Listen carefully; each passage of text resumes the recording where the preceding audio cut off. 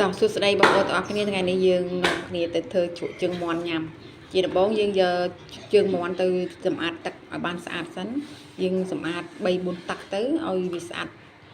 ជើងមាន់យើងឲ្យស្អាតហើយចាំយើងយកទៅកាប់កញ្ញាំយើងកញ្ញាំជើងមាន់ចេញ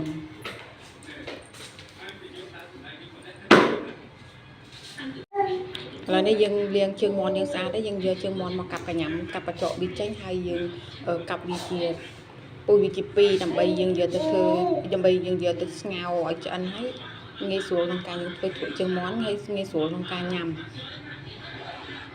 កាប់កញ្ញាំមាន់ពុះជា2ហើយយើ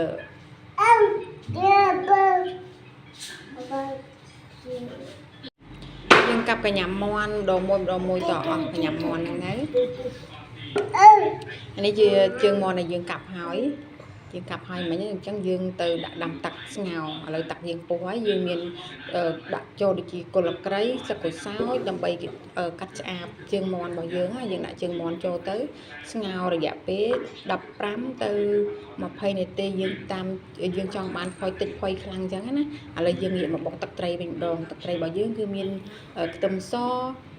ម្ទេសដាក់តាមការចូលចិត្តរបស់បងប្អូនចូលចិត្តហឹរដាក់ម្ទេសច្រើនបងប្អូនចូលចិត្តហឹរតិចដាក់ម្ទេសតិចចឹងណាតាមចំណង់ចំណូលចិត្តយើងដាក់ស្ករ2ល្ព្រាប៊ីចេងមកល្ព្រាកាហ្វេហើយយើងដាក់ក្រូចឆ្មា2ផ្លែនិយាយទៅទឹកត្រីសម្រាប់ធ្វើជ្រក់ជើងមាន់នេះគឺបងប្អូនយកទៅតាមរសជាតិដែលបងប្អូនចូលចិត្តចឹងណាជូរហឹរប្រៃផ្អែមអីចឹងតាមបងប្អូនចូលចិត្តទាំងទៅហើយខ្ញុំដាក់ថែមទឹកត្រីមកវែកទៀតដើម្បីយកទៅក្លុក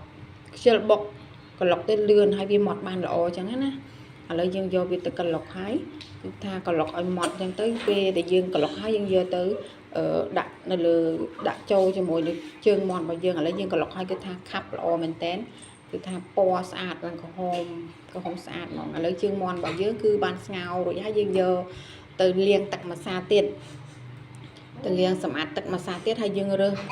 យកស្លឹកក្រូចសើចហើយនឹងគល់ក្រីដែលយើងដាក់ស្ងោរជាមួយមិញហ្នឹងយកចេញយើងយកលាងវាឲ្យស្អាតទៅពេលដែលយើងលាងវាស្អាតហើយយើងយកចាក់ចូលក្នុងកន្ទនេះគ្រឿងរបស់យើងគឺមានខ្ទឹមក្រហមមានខ្ញីមានគល់ក្រីហាន់ស្ដើងដាក់ចូលដើម្បីបង្កើនក្លិនឈ្ងុយរបស់ជ្រក់ជើងមាន់របស់យើងហើយយើងចាក់ទឹកត្រីដែលយើងបានបុកមិញហ្នឹងចូលទៅយើងច្បល់គ្រឿងរបស់យើងចូលជាមួយនឹងជើងមាន់ឲ្យសព្វល្អពណ៌ស្អាតណាស់បងប្អូនហើយក្លិនឈ្ងុយគល់ក្រីខ្ញីហើយនឹងខ្ទឹមក្រហមក៏មកឈ្ងុយមកហើយគល់ក្រីរបស់យើងមានហាន់ខ្លះមានដំឲ្យទក់យើងហាយជាសរសៃអញ្ចឹងណាបងប្អូនតាម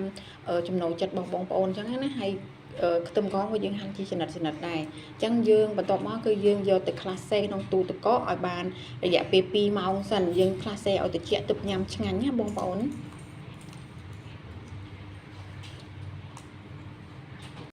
បន្ទាប់មកពីក្រោយពីយើងដាក់ក្លាសេបានរយៈពេល2ម៉ោងឲ្យត្រជាក់ហើយយើងយកជើងមាន់នេះមកភ្លក់ម្ដងឥឡូវចាំមើលនេះ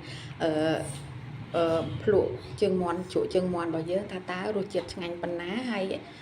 រ៉េតបន្ទុកឲ្យប្រមាណលើប្រមាណចាំមើលមាត់របស់គាត់គឺជាអ្នកជំនាញភ្លក់ជើងមាន់ភ្លក់រសជាតិចាំមើលថាតើគាត់ធ្វើទឹកមុខបែបណាហើយឲ្យបន្ទុកប៉ុណ្ណា